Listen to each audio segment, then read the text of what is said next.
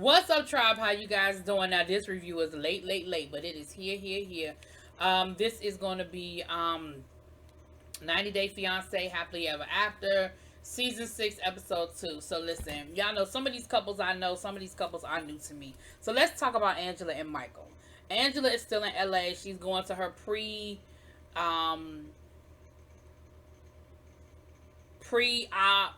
meetings with the doctors and stuff. And she's in there talking to the doctor. They're talking about the plastic surgery afterwards. And they're talking about, you're not supposed to be doing this. You're not supposed to be doing that. And child, she talking about they asked her, did she stop smoking? Yeah, I did. And she go to lift up her shirt, and she got a whole pack of cigarettes and a lighter up in her sports bra, because she ain't wearing a real bra. First of all, a couple of things I got a problem with. Because my sister do the same thing. Let's be clear. Women with cleavage keep stuff in their bra. They do. My sister, I promise you, sometimes I feel like she could pull out, a bottle of wine and a wine glass. I be like, what the hell else is in your bra, ma'am? So the fact that the cigarettes and stuff was in her bra and she forgot they were there, I'm going to give you that. But here's the thing.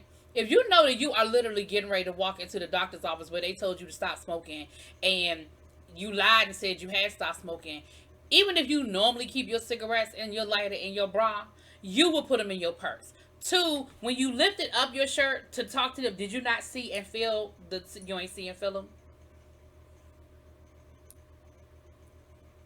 Three, your patient liaison lady, why she got her belly out? Why is she wearing a midriff at a doctor's office in a professional setting? That was the first thing I noticed. I was like, that is so unprofessional. Like, I don't care if you in LA or not. Is that how you walk around a doctor's office? That's appropriate.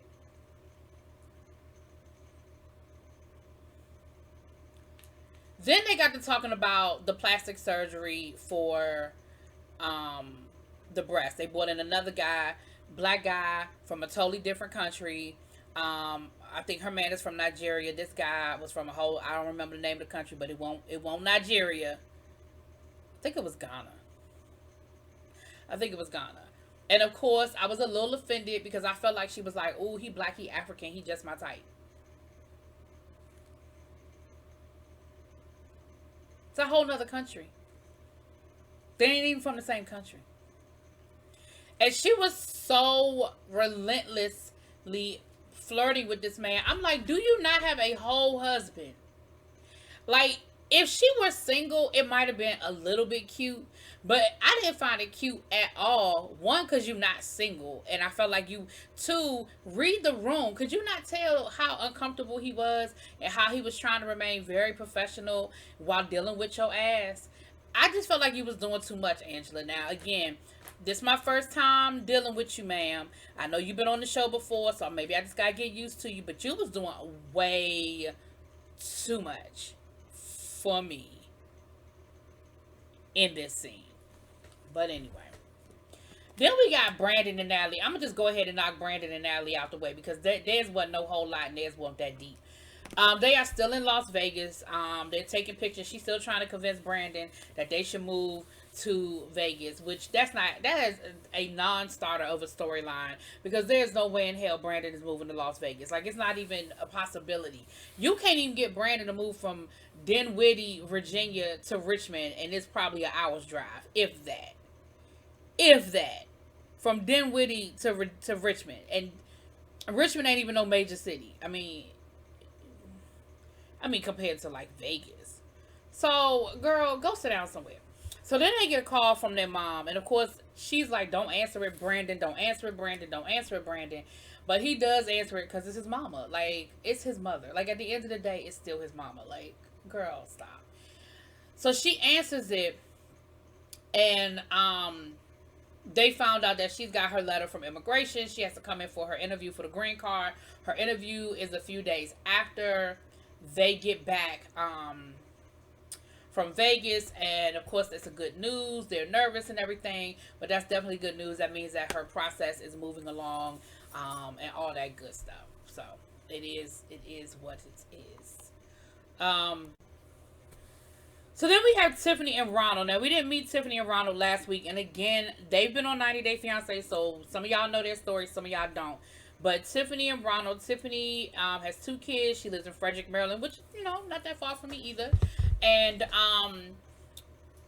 her youngest son is by a previous relationship, and then her daughter is by her husband, who currently lives in South Africa. She met him on a trip to South Africa, was introduced by mutual friends, and their relationship has been a little tumultuous because she didn't find out that he had, as they're putting it, a past until they were already like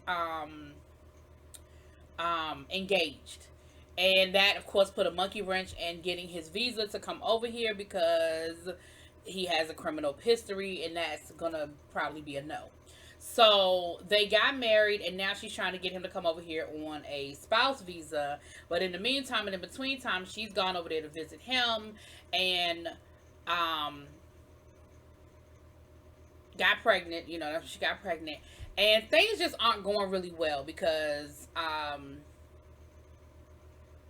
this Ronald broke, and he says because of his criminal past, he can't hold down a job.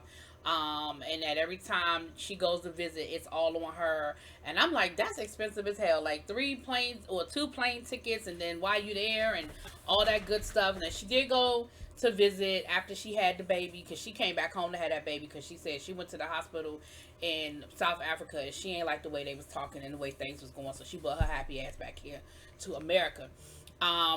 And while she was there, he started talking about how he didn't know if he wanted to move to America and all of this. And she was like, okay, well, I'm not living here. And he said, well, I'm going to get my daughter. And she was like, but you're not. And so now she has gone to a divorce attorney to talk to him about getting a divorce, because she really, really is just not feeling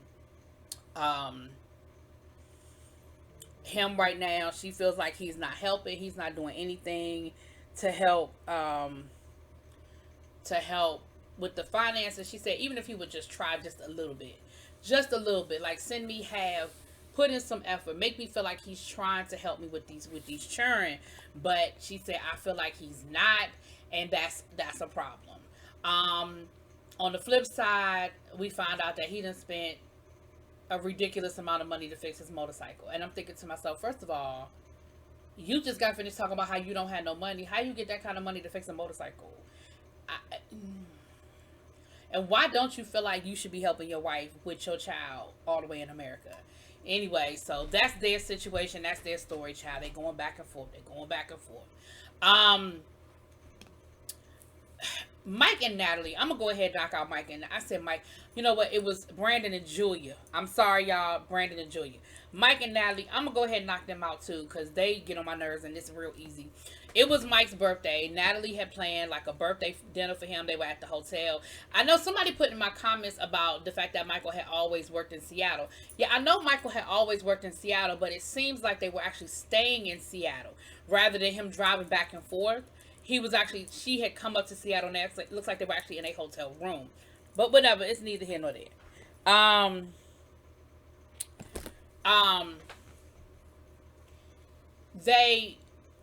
It's his birthday, and she's, got his favorite food, sushi from his favorite restaurant, and they're eating, and they're having a great time.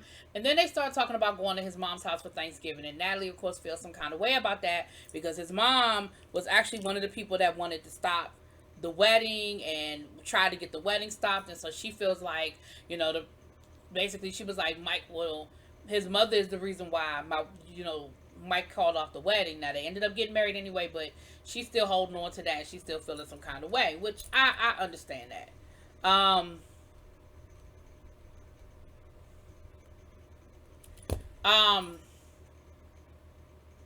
Then they started talking about his friends that down in Reno.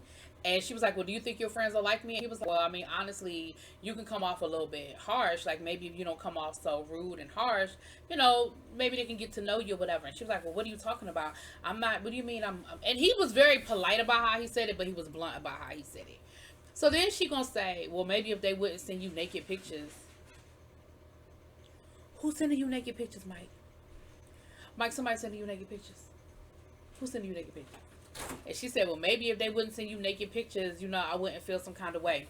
Baby, Mike got his ass up from that table and walked off, and he was like, I'm going home. I'm not doing this. And he didn't just leave the scene. He didn't just leave that moment. Baby, he left and went home and basically left her ass stranded at the hotel in Seattle. Now, we all know that word on the curb is Mike and Natalie done already broke up. But I'm wondering if while they were filming this, and that she allegedly has moved to Seattle. So I'm wondering why they were filming this when she already had her apartment in Seattle. Because I felt like he lived like 2 hours away from Seattle. And I felt like, damn, you going to leave your wife stranded at the hotel? So I feel like maybe they was faking the funk anyway. What y'all think? Anyway, I normally don't cross over what's currently going on with what's going on in the show. But everybody knows, y'all. We might as well go on and talk about it.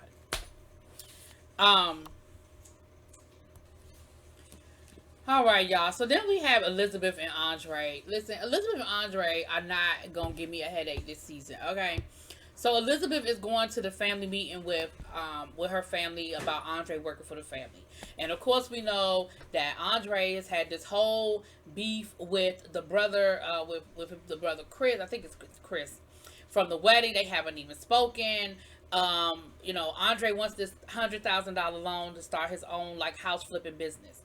So they're there talking about it, and of course the whole family is like, no, hell no, extra hell no. And the brother is like, absolutely, positively. And he even started the conversation off with F Andre. And Elizabeth was like, wait a minute, what? Like, how you just gonna come out the door like that? How you gonna come all the way out left field? He was like, because I said what I meant and I meant what I said. I don't like him. He's a user. He's an opportunist. And he is not gonna take advantage of my dad. He ain't gonna take advantage of my family. And I said what I said. And so she got upset and she ran out and she started crying. And then the whole family had to come out there and they had to talk to them. And they made him apologize to her. But at the end of the day, he was like, well, I want Andre to come and work with me, give them an opportunity to prove himself. The family ain't really on board with it, but they sort of all like acquiesce to the situation. It was a whole thing, y'all. It was a whole thing just for Elizabeth to go back home to Andre and Andre to be like, hell no. Andre was like, that is not what I sent you to do. I sent you to go get that damn $100,000. Ain't nobody trying to work with them. Ain't nobody trying to do none of that. Just get me my $100,000 so I can start this business. And one thing that I want to say, it might have been the brother that said this, was that Andre acts so entitled. Like he has this whole entitlement mentality, and I agree 100%. Like, he really act like somebody owe him something. He really act like the father is obligated to do something for him, or the father has to do something for him. And guess what, sir? Don't none of them have to do nothing. Like, they don't even like you. And so the agreement though was that Andre and the brother would sit down and try to talk and try to bury the hatchet. So that they could work together in a better space. Listen. This whole situation took up way too much of my energy this episode.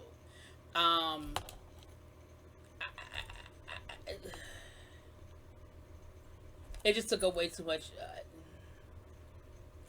Anyway, I don't know how that's gonna go, but that's what it was. So then we have Kalani and Asul.